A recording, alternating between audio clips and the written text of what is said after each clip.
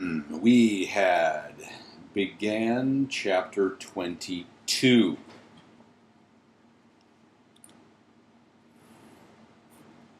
in Harry Potter and the Goblet of Fire. Now, by way of reference,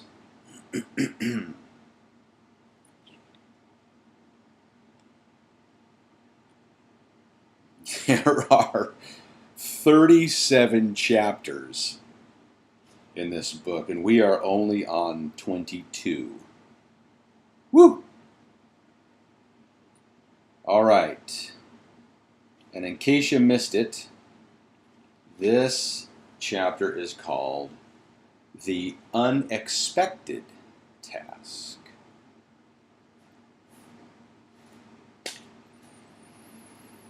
Ron holding a tin parrot and Harry a rubber haddock.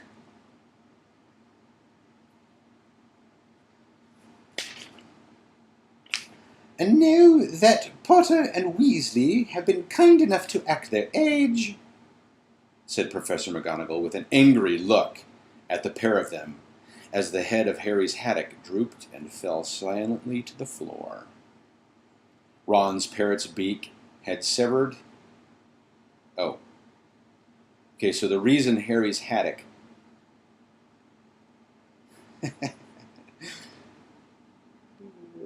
The scene going on here is the sword fight. Harry was using a fish as a sword, and Ron was using a tin parrot as a sword. And Ron's tin parrot had just chopped the head off of Harry's fish. Okay? Ron's parrot's beak had severed it moments before. "I'll have something to say to you all. The Yule Ball is approaching, a traditional part of the I'm not doing McGonagall very good here. Oof, the Triwizard Tournament. I can't hear her voice in my head for some reason. And an opportunity for us to socialize with our foreign guests. No, the ball will be open only to 4th years and above, although you may invite a younger student if you wish." That was a horrible McGonagall voice. Lavender Brown let out a shrill giggle. Pavarti Paddle nudged her hard in the ribs, her face working furiously as she, too, fought not to giggle. They both looked around at Harry.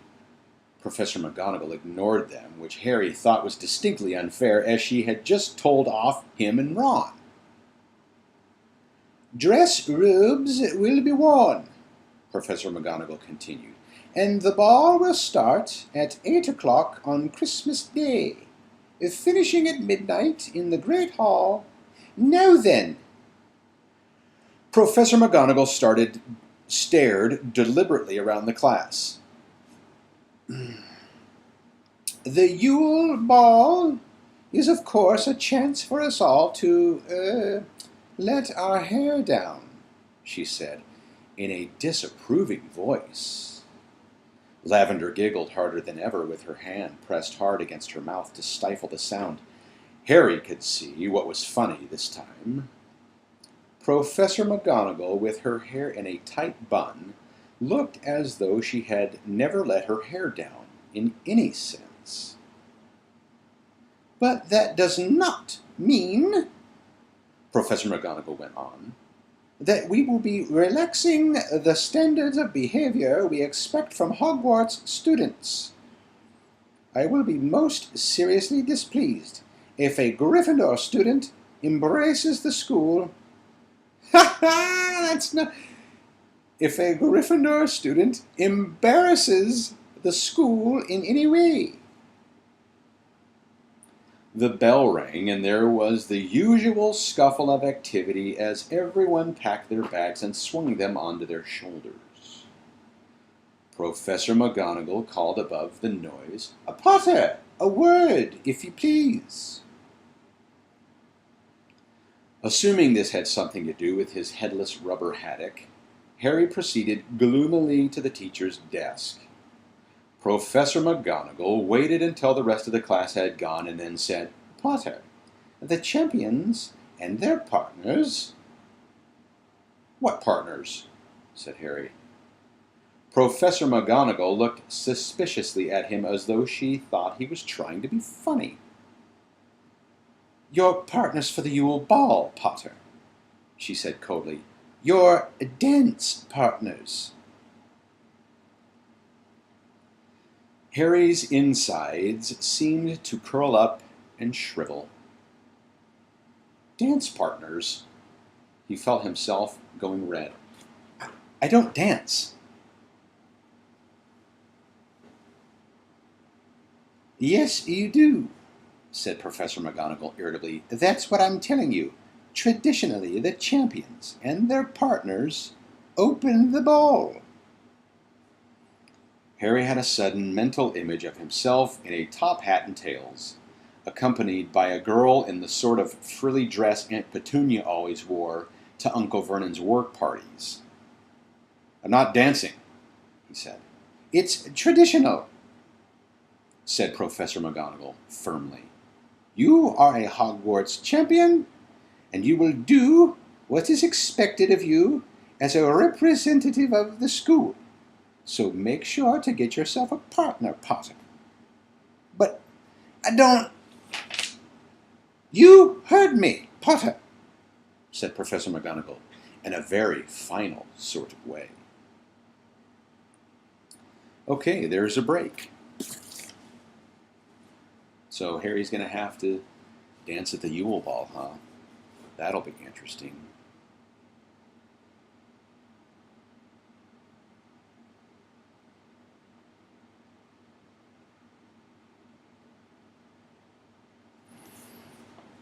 Okay. Read some more. All right. "I will read some more, but this is how I'm going to read. A week ago, Harry would have said finding a partner for a dance would be a cinch compared to taking on a Hungarian horntail. But now that he had done the latter and was facing the prospect of asking a girl to the ball, he thought he'd rather have another round with a dragon."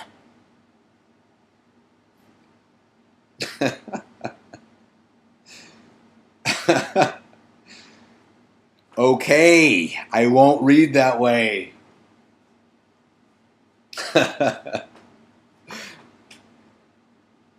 So Harry doesn't want to have to ask a girl to the dance. A week ago, Harry would have my goodness, maybe I need to go get something to eat. A week ago, Harry would have said finding a partner for a dance would be a cinch compared to taking on a Hungarian horntail. But now that he had done the latter, taking on a Hungarian horntail, and was facing the prospect of asking a girl to the ball, he thought he'd rather have another round with a dragon. What just happened? My screen just went to screensaver mode. Harry had never known so many people to put their names down to stay at Hogwarts for Christmas. He always did, of course, because the alternative was usually going back to Privet Drive. But he had always been very much in the minority before now. This year, however, everyone in the fourth year and above seemed to be staying, and they all seemed to Harry to be obsessed with the coming ball. Or at least all the girls were. And it was amazing how many girls Hogwarts suddenly seemed to hold. He had never quite noticed that before.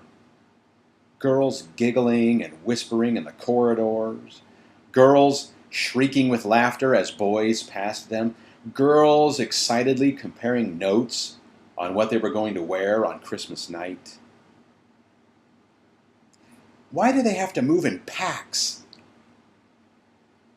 Harry asked Ron as a dozen or so girls walked past them, sniggering and staring at Harry.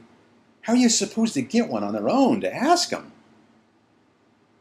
Lasso one, Ron suggested. Got any idea who you're going to try and ask?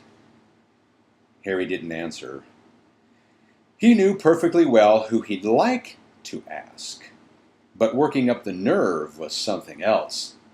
Cho was a year older than he was.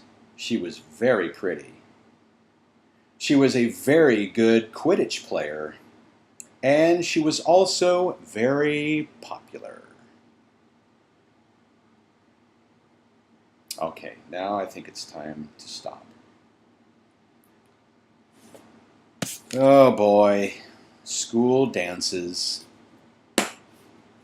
bringing back memories.